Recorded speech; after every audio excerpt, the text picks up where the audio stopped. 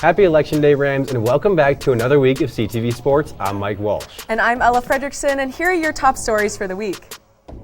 CSU football will try to shake off a 28-16 loss to San Jose State as the Rams prepare for their biggest game of the year, the Border War. Men's and women's hoops tip off their seasons as Moby Madness returns for the 2022-2023 basketball season. And finally, Hot or Not brings us a special edition of bi-weekly Pick'ems where we vote on certain sports propositions for the week. All that and more on CTV Sports, which starts right now.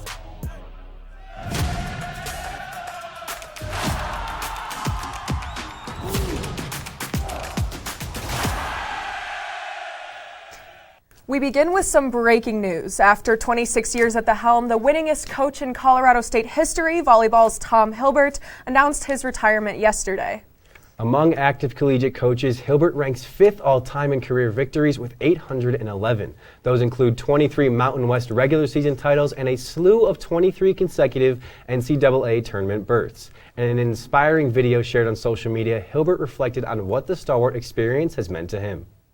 I've been a college coach for 39 years, 26 of them at Colorado State, which I think is the best volleyball community in the United States.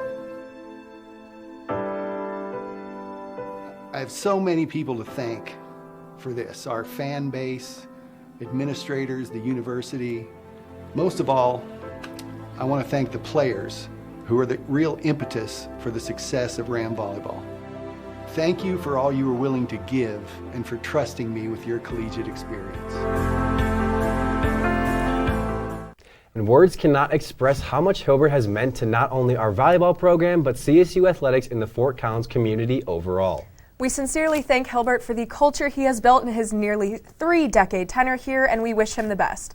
Though there's still work to do this season, we're excited to see what's to come next with Rams volleyball in the future. In other news, CSU football made the trip west to San Jose, California this past Saturday to battle the Spartans, who before this weekend sat at 5-2 and were heavy favorites over the Rams. But that didn't faze the green and gold as Colorado State came ready to play, putting together one of its most polished games of the season. The floodgates opened right away courtesy of a huge touchdown run by lead back Avery Morrow, and this was the story of the night as Morrow bulldozed all over the Spartans' defense. But he wasn't alone as Clay Millen slung the ball over the field with passes like these to his star receivers as the passing attack was finally somewhat relevant for the Rams offense. One player evidently benefited the most though. Junior wideout Torrey Horton was an absolute machine, hauling in 9 catches for over 190 yards, one of which was a late grab for a TD from backup QB Jackson Stratton as we saw Millen sidelined yet again due to another injury. That said, there was one obvious hole in the offensive scheme throughout the contest as the Rams O-line was reminiscent of a bad bouncer letting everyone pass, as the Spartans racked up 9 sacks on Millen alone, and this was just one of the several factors that halted a potential CSU road upset. Coming into the final quarter though, San Jose State led by a mere 4 points, 14-10 to be exact. However, the Rams received a punch in the gut, quickly allowing the Spartans to find pay dirt in just 2 plays. And to make things worse, right after that score, the Rams attempted a crucial 4th down conversion, and it failed. But hey, I appreciate Norvell for wanting to be aggressive, even if it didn't work out this time. And these errors really hurt, and it's a major reason why the Rams left Golden State empty-handed. Still, as I mentioned earlier, this was probably one of CSU's most complete performances all year, and the box score definitely emphasizes that notion. On paper, the Rams looked fantastic offensively, outdoing their opponent in passing yards, rushing yards, and first downs. However, the Rams did have a weak spot with penalties, surrendering 5 more that gifted the Spartans nearly 30 more yards. And to make things even worse, a devastating Millen pick in the red zone shifted the momentum of this one, accounting for the Rams' 2nd turnover of the night. So even though it was a tough loss, there were still some promising signs of a winning football team. And the Rams will need to bring all of it back to Canvas Stadium on Saturday as they are set to face the Lonesome Cowboys of Laramie in the Border War. And speaking of Wyoming, Ella, what's new with swim and dive? Well, Mike, what's new is a consecutive dual win streak of 18. And not only that, but this was the 2nd win in Border War fashion. And even better, it happened on senior night. Although last year was a close race, this time it was controlled and taken without a doubt by the Rams. Junior Lucy Matheson, who had won her past 7 individual events, did so again over the weekend in both the 100 and 200-yard backstrokes and the 100 butterfly. Another CSU star was Alexis Treatley, the freshman who has yet to lose a 100 freestyle in the 4 collegiate meets she's competed in thus far. The duo showcased a hammer-type dominance for Colorado State, helping heavily in the 169-133 victory. The green and gold managed to win 10 of the 16 total events, 2 of which included relays, which ultimately played a deciding role in the favorable result. Insurance came courtesy of swimmers like Aaron Dawson, who placed first in the 400 individual, and Annika in the 200 free for the 3rd time in a row. Wyoming did excel in some areas, though, most notably on the board. However, when CSU diver managed to get at least 1 point on their 2 attempts, that notion began to evaporate. Teammates all agreed that the rival aspect of this meet made them perform better, accepting that it's going to be a challenge, but you'll come out on the other side better, and that is what pushed them to a repeat Wyoming win. Up next for the Rams is a long break before a trip to Albuquerque, New Mexico to flock the Air Force Falcons. Hopefully for all of CSU faithful, this team will continue to find success in what they do best. But Mike, let's head back to the surface. How did all of our beloved high school teams fare in round 1 of the state playoffs? Thanks, Ella. Well, it was quite a mix in yet another eventful week, with 3 local squads plus Fairview competing in the first round of the CHSAA 5A playoffs. And let's just say the results were rather sporadic across the board. Unfortunately for Poudre, the Impalas had a disappointing end to their season following up the blowout loss to Fossil with a first-round exit at the behest of legend. The comeback fell short as the 15 points registered in the 4th were not enough to overcome the deficit built in the previous 3 quarters. Chatfield went into Boulder and stunned the Knights, ruining their incredible year. But do we really care about Fairview, because Rocky Mountain had the upset of the week, besting a very talented Mountain Vista team 20-13. And for Fossil, what else but a total offensive clinic, as the cold temperatures didn't impede the arm of Tyler Kubat or the legs of Colton Pollock, as the Sabercats approached nearly 50 points over Mullen and made it look easy. Receivers continually broke free, and the O-line overwhelmed the Mustang defensive front. The assault restrained in the final few minutes, though, but it didn't change a lopsided 45-21 victory. And with more on Sabercat football and its star senior under center, we turn it over to Greg James for more. Greg? Thanks, Mike. As mentioned last week in the breakdown of the CHSAA playoff bracket, Fossil Ridge is a competitive team that can make it far. And one player that embodies that competitive spirit best is senior QB Tyler Kubat, who I had the chance to speak with prior to the Mullen game. High school football is very competitive, and even more so when playoffs roll around. For the Fossil Ridge Sabercats and senior quarterback Tyler Kubat, this year feels like the year to make history and earn the school's first state championship in football. We all trust our coaches a lot. They've put so much time and effort into this team, especially with our senior class. So really, we've just kind of trusted them, and they've led us through the whole thing. And the trust goes both ways. Kubat has established himself under center, amassing 1,700 yards through the air and 19 touchdowns. But it was far from smooth sailing, as Kubat missed a good portion of the season due to a collarbone injury. It was a good surgery, actually. I had range of motion back like 2 days after surgery. And then I was able to start throwing like 2 weeks after surgery, so it was good. Kubat's grit through the whole process has earned the admiration of his coaches and teammates alike. Well, anytime you got a 6'5" Division I prospect, it gives us a whole lot of confidence. Tyler Kubat is an incredible, talented kid. More than that, he's a great leader, and more than that, he's a character kid. Playing with him since 7th grade. He's my best friend. We hang out all the time, and we missed him for 4 weeks for sure. And you saw him today. He's crazy, and I got to give so much credit to him and our O-line that are able to get the ball to me. And it's awesome having a quarterback like that. After a beatdown of Mullen in the opening round of the CHSAA 5A playoffs, the Sabercats will now gear up for the 7th-seeded Regis Jesuit Knights. But Kubat, players, and coaches alike are confident in their ability to pull out the W. Yeah, just take a game day by day and watch our film. I think we're plenty capable of beating them, and I'm ready to do it for sure. This is our year, so we're ready for them. Regardless of how their season finishes, the SeaBearcats have already made history as one of the greatest teams in Fossil Ridge history. Reporting for CTV Sports, I'm Greg James. Getting to know Tyler and the rest of the team was great, and I'd like to thank again Coach Fulton and his staff for having me. Guys, back to you. And when we come back, it was a rough week for CSU volleyball. See exactly what went wrong in the team's flurry of losses. Plus, CTV feature reporter Madeline Davis hits the streets with some trivia to test students on their CSU basketball knowledge. All of that and more right here on CTV Sports.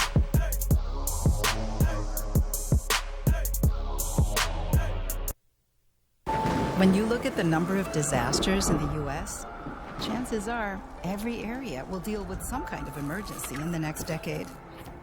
And between school, sports, and social lives, chances are you won't be with your kids when it happens. Will they know what to do? Ready.gov/kids has the educational tools and information to make the conversation easy. When the time comes, chances are they'll feel prepared, not scared. So talk with your family today. Welcome back from the break, Rams. Unfortunately, our brief win streak of stories on CTV has come to an end, as Rams volleyball first fell to top dog San Jose State in rough 3-1 fashion, and then a much tougher outing to swallow, a sweep by Nevada. This was just the second time CSU was unable to come away with a set. The first, of course, was all the way back on September 1 at the hands of Arkansas. Although the Rams out-hit the Wolfpack in sets 2 and 3, it came down to receiving mistakes, allowing a staggering 13 aces to Nevada. This was the icing on the cake for a week to forget for the Rams, as they also surrendered that season sweep to San Jose State and Cali. The 3-day stretch was definitely a blot in the schedule and pushed CSU further down the Mountain West slope in the conference. Thankfully, the girls are back home this week, and the schedule gets a little nicer, hosting New Mexico on Thursday and in-state rivals Air Force on Saturday. But just how detrimental was last week's road skid in the standings? Well, prior to the back-to-back losses, Colorado State sat comfortably near the podium. But as Utah State finds its footing and UNLV and SJSU both continue to prove themselves as the frontrunners, the prospects for an 18th Mountain West title become narrower. The New Mexico Air Force doubleheader constitutes the last home series before CSU hosts the league tournament in just a couple of weeks.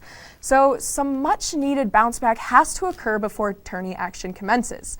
But Mike, I've been told that Moby Arena no longer hosts just volleyball. Is that right? You're 100% correct, Ella, because basketball is finally upon us, with the CSU men partaking in the storm of games yesterday and taking on Gardner-Webb. Despite the hype, the Rams looked pretty rusty in the first half, down double digits. But whatever Coach Medved told them at halftime worked, because they put up 40 points total in the second half and completely flipped the switch, seeing them up comfortably by 11 with 3.5 minutes left. But oh, how it wasn't over. The Bulldogs went on a 13-2 run, evening the score with 3 free throws, but when it came to the final shot, you know it would be special. Isaiah racing up into the forecourt. Rivera out front, drives right, pull-up jumper, foul line for the win! Yes, sir! As Rams junior guard Isaiah Rivera played hero, allowing Ram fans to breathe and go home relieved. So yeah, you could say that Colorado State ended the night off on the right foot, but as I said earlier, this one was not the Rams' best outing, and it showed in the box score. Right off the bat, we noticed that Gardner-Webb was actually the leader in most stats, beating the Rams in rebounds, blocks, and steals. However, CSU did pass the ball more efficiently, finishing with 5 more assists. So even with the Bulldogs edging the Rams in most major categories, they came up just a little short. Makes you wonder if stats mean anything at all anymore. But now, after their exciting win to start the season, the Rams host another out-of-conference opponent this Friday in southeastern Louisiana. And please, don't underestimate a team you've never heard of before, because honestly, you're lying if you say you knew who Gardner-Webb was. But anyway, that's enough about the men's team. Ella, what's going on with the women? Thanks, Mike. Moby Arena has been hustling, and it's only Tuesday. The Rams are currently squaring off against BYU, and now the Cougars are consistent NCAA tournament hopefuls, making bids in the last 2 years. So with that in mind, let's see how CSU is handling the immediate challenge. Now, I've got some good news. Late in the third quarter, CSU is actually starting to pull away from BYU, regardless of being down 4 points at half. McKenna Hofschild is doing what she does best, putting up 10 points already and being successful from the line. And CSU is putting up almost 50% from three. That is nuts. Regardless, unlike the men's team, it is exciting to see some legit competition right away. And I'm optimistic about the group's chances to finally reach the big dance come March.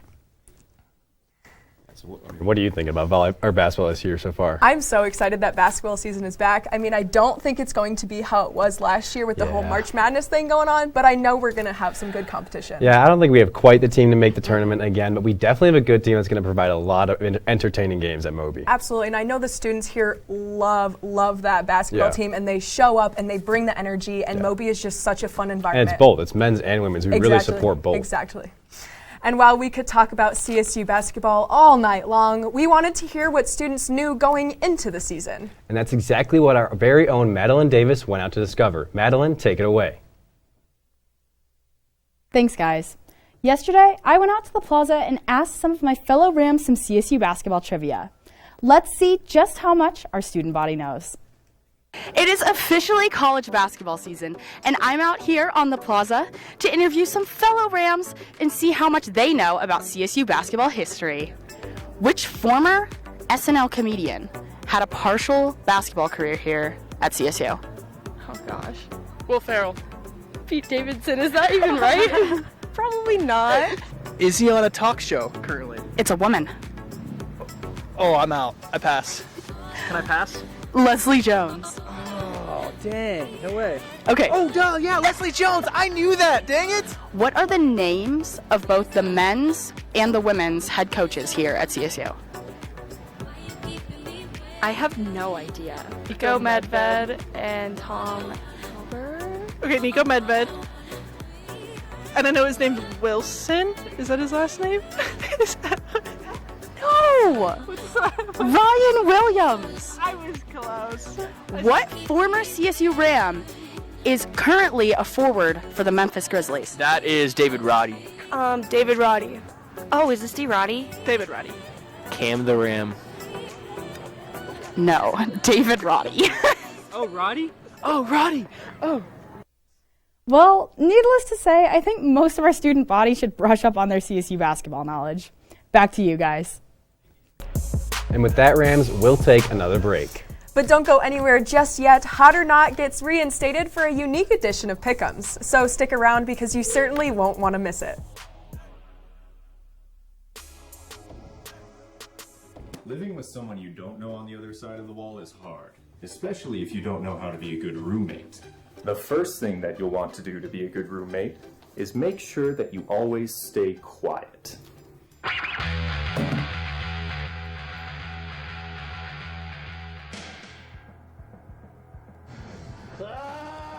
Be considerate of others when using common spaces and appliances. Hey buddy, what you doing? I'm just gonna need like 40 minutes. Be respectful of your roommate's privacy.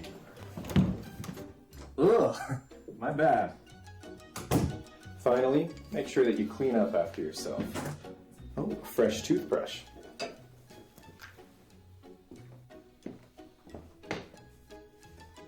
Have you seen my toothbrush? Follow these tips to get along with your roommates and your landlord.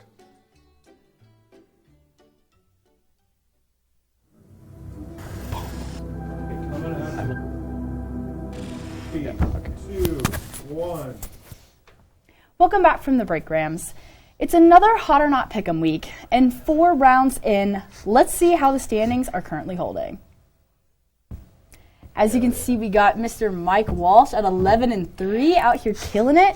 Greg 7-2, but once again, Greg hasn't quite had as many as the rest of us, so little skewed. It's getting lonely at the top. But then we got me, Leah, and Ella both sitting at 8-6, so above 500. That's a good place to be. And Ruby at 7-7, 500. Really not bad for sitting in last right now, but that's okay because this week we've got 4. So got some high stakes. And since it's election day, we thought we would get in the spirit, and instead of picking who will win or lose, we will instead vote on some sports-related propositions for the upcoming week. Without further ado, let's see what's on the ballot. I will say, I was requested to read these in a British accent. So, shall Torrey Horton acquire at least 60 yards receiving, and in connection therewith, 1 touchdown against Wyoming? What do you guys think about this one? Personally, I think this is not as much of a Torrey Horton ask as it's a Clay Millen ask. Yep. And I think that's a lot to ask for Clay Millen, so I'm voting no. I agree with you, Madeline, on this one. I think the border war is just too high stakes. Clay Millen is not 100% ever. He seems to be injured consistently this whole season. So I said no for this one, not because Torrey Horton doesn't know what he's doing, but because the rest of the football team doesn't know what they're doing. I actually said yes for this one because Torrey Horton just had a great game against a tough San Jose State team, and he made some plays on really bad throws, honestly. So if he's out there, I'm confident he can get those receiving yards and that touchdown. I'm going to go no. I think Wyoming's just a better team. I think they're going to handle Horton better, so I'm going to go no. And well, with that, let's move on to proposition number 2. Shall CSU men's basketball win by 20 or more on Friday, and henceforth assure Ram fans the team isn't on the brink of collapse this year? As arguably the biggest CSU basketball fan on this show, I don't even know that I can say yes. After Gardner-Webb, I gotta be honest, it didn't look that good. I know it's Southeast Louisiana, and I've never heard of them. They're probably not great. ESPN has it. I think it's 89-11. CSU has an 89% chance to win. But 20, that's a lot. Last year they made the tournament and they were even beating teams by 20. So I'm voting no. I think they'll win. 20, that's a lot. Madeline, we're going to switch places for the night, and I'll be the CSU faithful in our basketball team because I'm going to say yes on this one. I mean, I saw the exhibition game. We won by 40. Gardner-Webb, we did not look bad. We looked rusty. We're getting into a groove, and I think that's where this game is where that groove is going to come out. 20 points against a bad team is not a big ask, in my opinion. Against a March Madness quality team, not a big ask. And I agree with Ella here that the Rams can pull it out. They've got a lot of new guys on the squad repping the green and gold, so there's got to be time for them to gel, and this game is where they'll come together and really shine for the Ram fans. Yeah, no, I completely agree. I think Monday they were just rusty. They were breaking off the rust. I think they're going to have a great game on Friday. I think they might even win by 30 or more. Yeah, right. Sharpshooter Joe, Patty with those yellow shoes. Are you kidding? We've got the height now. Isaiah Rivera is him. Yeah. Yeah, exactly. Come on, Madeline. I'm disappointed in you this week. Okay. Let's move on to the third question on the ballot. Shall McKenna Hofschild record greater than 5 assists on Friday, and in connection therewith register at least 1 steal? Personally, for me, this is an easy one. I say anybody who's ever watched McKenna Hofschild play basketball knows that this answer is yes.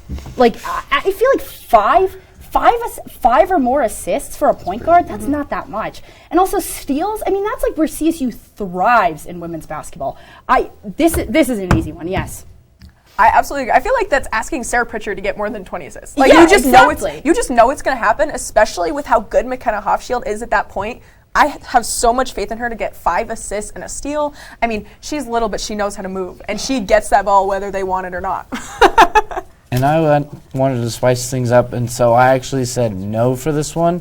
We'll see if that proves wrong, because apparently she's good or something. Just a little. I'm going to be honest, I have never watched her play basketball, but I'm also going to go no here, but I haven't seen her. I don't know. I don't know enough to give an honest answer here. Well, you better get out to a women's game because she slays on the court. And here's proposition number 4, our final proposition.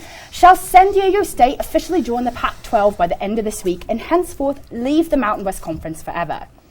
Personally, as a hater of the city of San Diego and sports teams in it, I don't want them in the Mountain West anymore. So I voted yes in hopes that this does happen. I voted yes, not because I have a burning hatred for SDSU, but I personally just think this is already on the move, already happening, definitely out of the Mountain West and into the Pac-12 kind of thing. Yeah, and I said yes for the same reasons. The Pac-12's already made their decision So it'll be interesting to see how they realign the conference with San Diego State gone. Yeah, I'm going to go yes here too. I think they're leaving this week. I think it's just they're too far along in the process to stop it now, so I think it's going to happen this week. It's a lot more money for them. Yeah, I can't blame them, honestly. Yeah. I mean, realistically, when you look at it, they are always one of the top sports schools within the Mountain West. Yeah, I mean, honestly, everything. especially with what happened to the Pac-12, it's going to be interesting to see if the Mountain West just stays around. Yeah. Much less San Diego State within it. Yeah. I don't know. We'll have to see. And with that, Rams, we have once again reached the end of our show. Make sure to tune in tomorrow for the final CTV Cooks of the semester.